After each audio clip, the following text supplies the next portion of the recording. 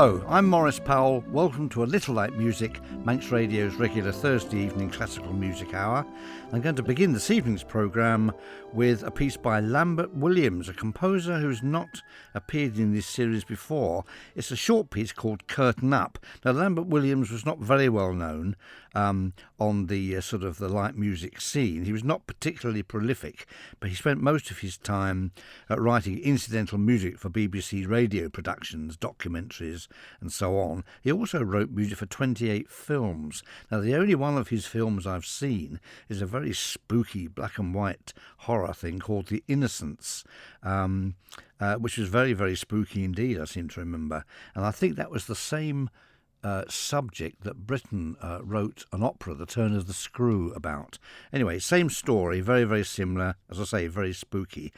Williams was born in Cleethorpes in 1907, and he first had a career in engineering.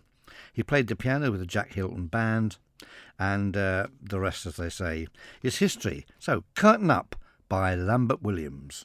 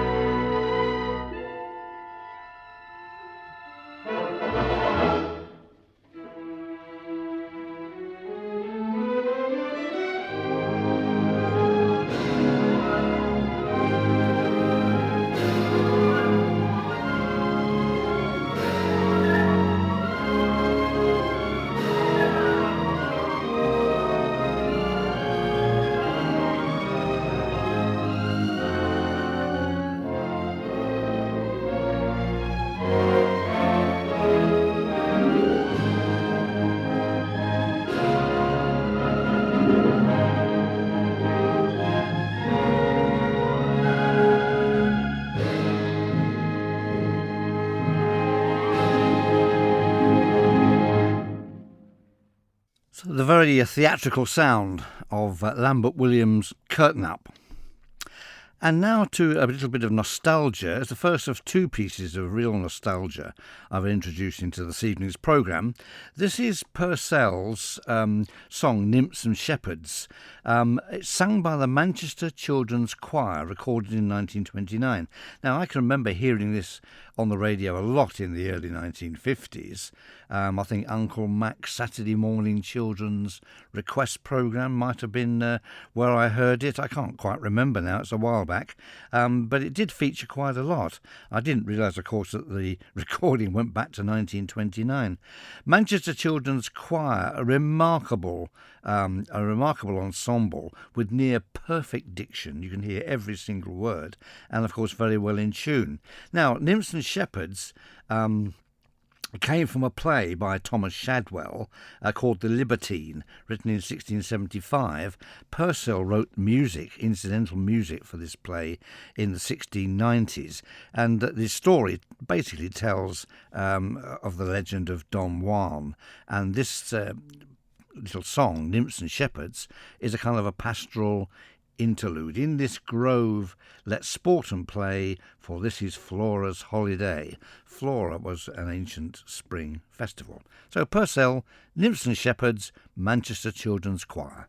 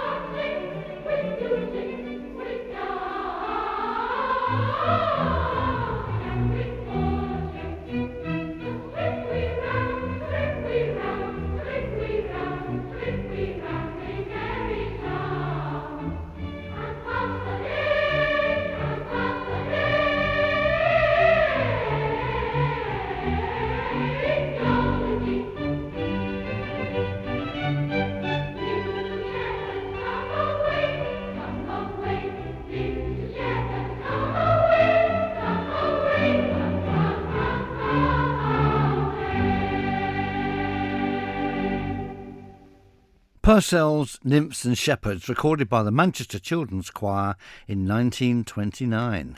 Wonderful stuff. And now a piece by a composer who has not appeared in this series very often, for obvious reasons. He's not really connected with light music in any way, and I certainly had never played this particular piece, although for many people it's his best-known orchestral work. The composer is Mussorgsky, and the piece is normally known as Night on a Bare Mountain. In fact, the original title was St. John's Night on Bear Mountain. And in fact, the version I'm going to play of this extraordinary piece is not the version that we normally hear. It's the original version, every single note by Mussorgsky. So why would we be hearing a version which has become immensely popular, as I said, that where actually very little of it is actually as Mussorgsky actually wrote it? Well, the point is Mussorgsky was a very raw and difficult character to deal with. His music was not popular in his lifetime, and his friends, particularly Rimsky-Korsakov, a very famous Russian composer, of course, thought that they were doing Mussorgsky a real favour, in fact trying to save his music in rewriting some of it in a more agreeable style to make it more amiable to actually perform. And it certainly worked. Rimsky-Korsakov tinkered with a number of Mussorgsky's works, including the opera Boris Godunov, and we didn't really hear that in the form that Mussorgsky first wrote it until really after the Second World War. So, how is it different? Well, as I say, the orchestration in the original version is much rawer and more scary, quite honestly, and it doesn't have Rimsky-Korsakov's long, drawn-out end, which is a very beautiful piece of music, but it's not what Mussorgsky wrote. So here we are then. Here is Night on Bald Mountain, as the original title should be. Bald Mountain is a mountain. It's near Kiev, and all sorts of weird goings-on were reputed to have happened there in legend. So this is the original version. I hope you enjoy it.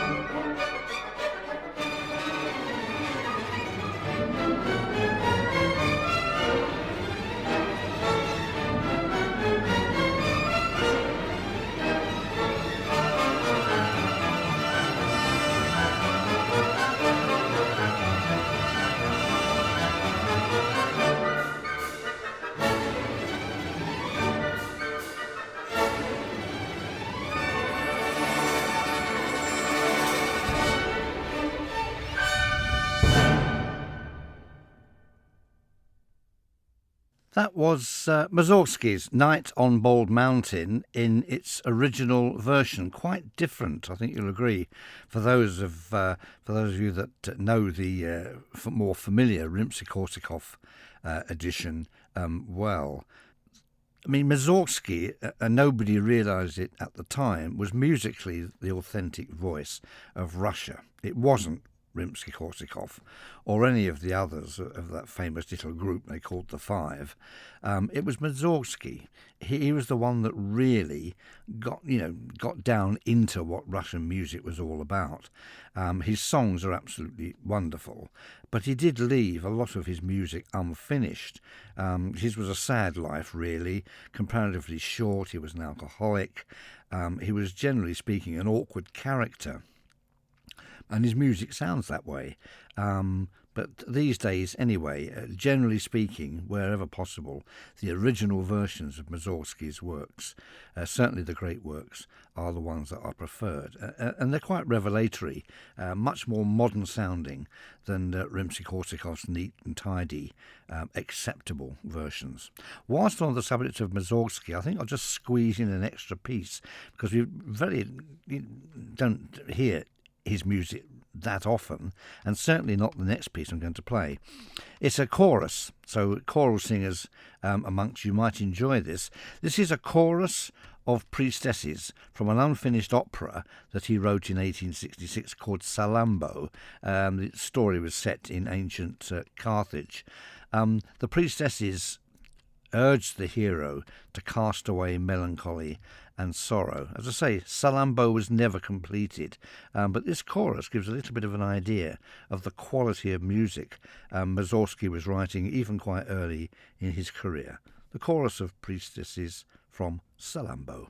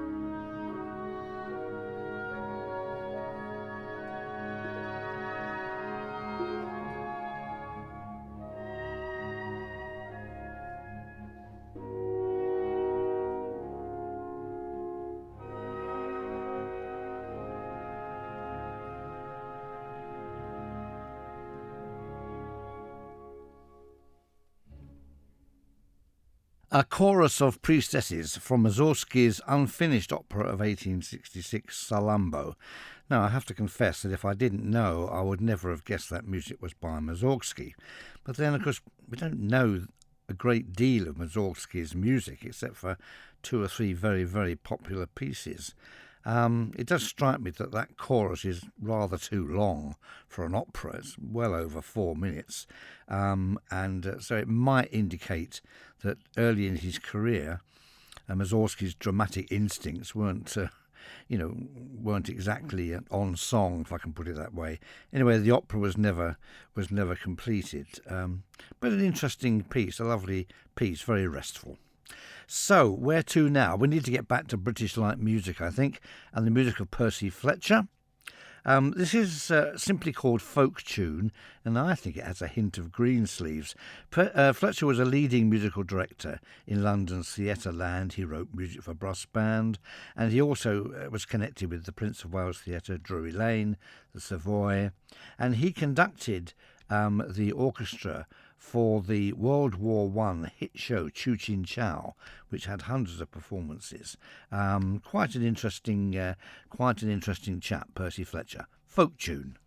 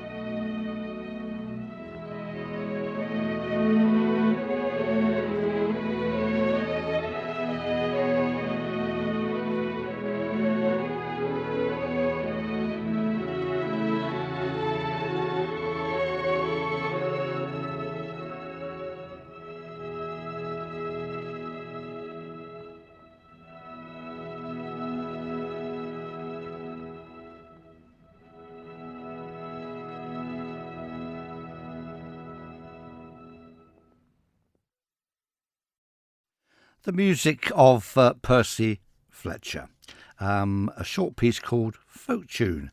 I'm sure there was definitely a hint of Greensleeves there. Now, you'll know that if you're a regular listener to these programmes, that sooner or later Mozart will turn up, but also Telemann, a favourite Baroque composer of mine, a great composer, I'm afraid to have to tell you, certainly the equal of composers like Vivaldi and Albinoni, perhaps not quite the equal of Bach or Handel, but a very interesting composer who lived an enormous number of years and simply outwrote everybody. And he wrote in every form you can imagine. He wrote passions, oratorios, concertos, suites, chamber music, even a few songs as well. I'm going to play a movement from one of his concertos. This is a triple concerto, a very unusual work, composed who knows when. He wrote so many concertos, it's very difficult to pin them down, but quite a mature sounding work. It's scored for flute, oboe d'amore, which was an almost obsolete instrument, and the viola d'amore, which was definitely an obsolete instrument in his day, with an accompaniment for strings. So here we have just one movement, a little taste of something from a different age. Telemann's triple concerto for flute, oboe d'amore, and viola d'amore.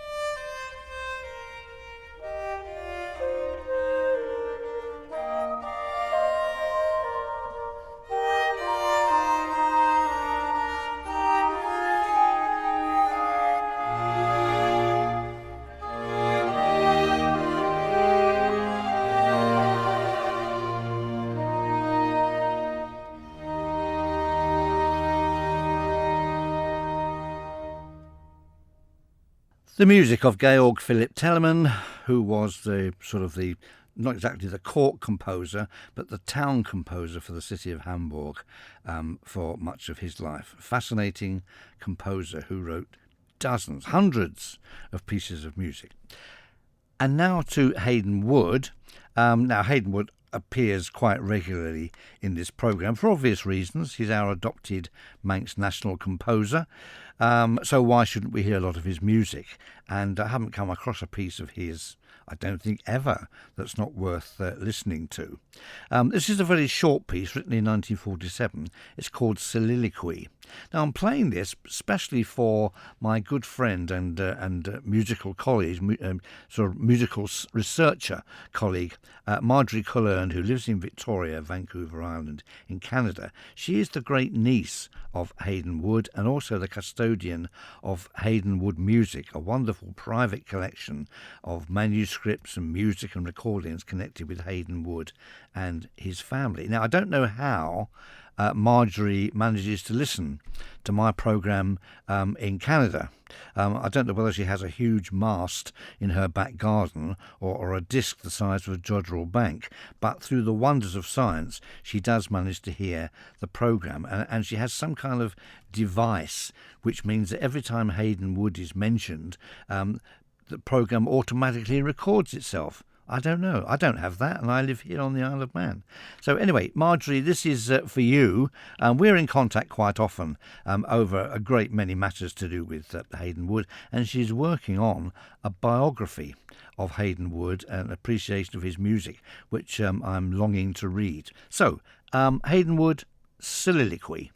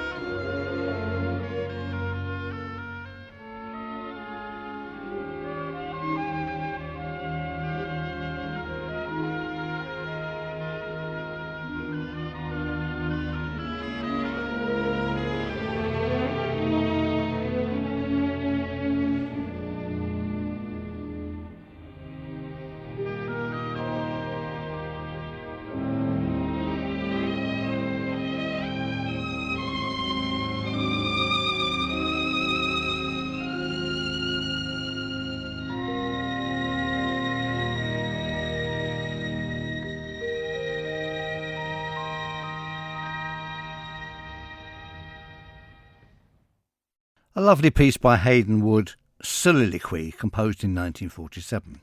Now for the second piece of nostalgia I promised you.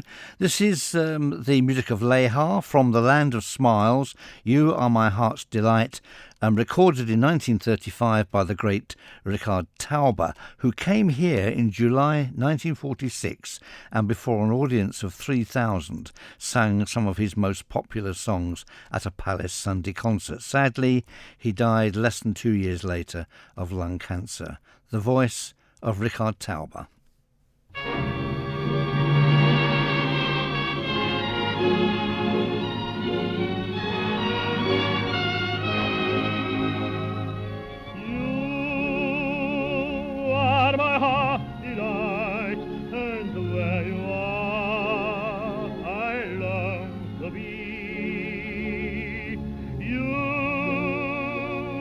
My darkness bright, when like a star you shine on me. Shine, then my whole night through, your light divine bids me hope anew that dreams of mine may perhaps come true. And I shall hear you whisper, I love you.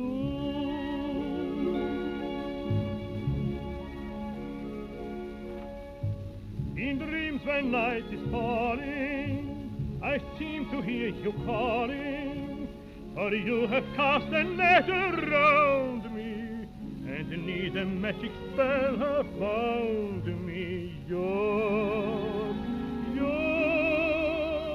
alone.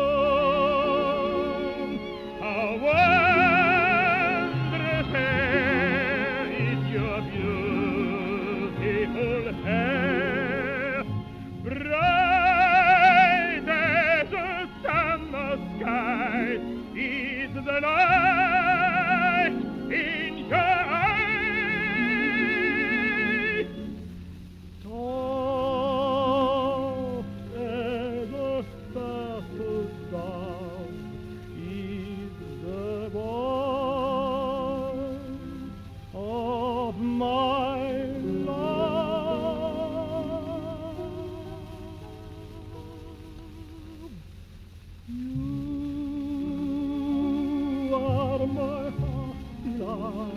And where you are, I long to be.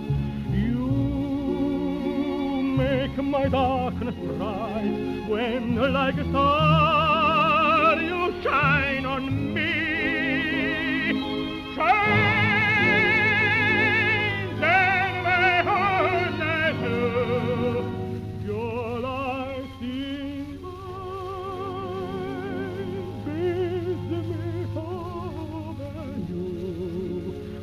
dreams of mine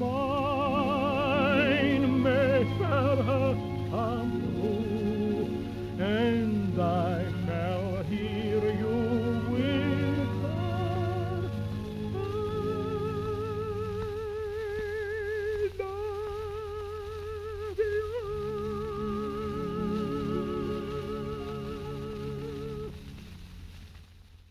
Wow, wonderful stuff. You Are My Heart's Delight by Leha from the Land of Smiles, sung by Richard Tauber. Excuse me. Now then, we're very nearly at the end of the programme. Just time to remind you of the Isle of Man Symphony Orchestra's Gala Concert, great British composers with Elgar's Cello Concerto and In the South, and music by Walton Delis and Vaughan Williams, at the in the Royal Hall, of course, at the Villa Marina on Sunday the 24th of November at 2:30. Tickets are available from villagaiety.com and by phone on 600 555. I hope you've enjoyed the programme this evening. I don't know what's coming up next week. I'll be having a think about that over the next weekend. So to play us out with something we're probably all familiar with, even if we've never really known who wrote it. The music is by Lambert Williams. It's called The Young Ballerina, and it was the link music for a television interlude known as The Potter's Wheel. Please join me next Thursday. Goodbye.